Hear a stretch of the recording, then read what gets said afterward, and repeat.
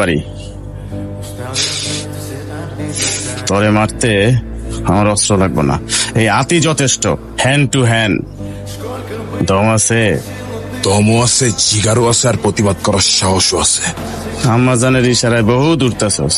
তোর হিসাবটা আমি পরে দেখতাছি, কড়াই গন্ডায় নিয়ে আনিমো। ভগবান, ভগবান আমগো কথা শুনছে। উনি কর্তা না, উনি আমগো মতো লোক, উনি আমগো মতো লোক, উনি আমাদের লোক। শ্যামনগরের মানুষ জানতো একদিন সত্যিকারের বাঘ আসবে, আর সেই বাঘ শ্যামনগরের মানুষকে বাঁচাবে, নতুন স্বপ্ন দেখাবে। তুই ওর কাজে বাধা দিছিস কেন? আম্মাজান, ওর কত বড় সাহস, ও আমার কলার ধরে।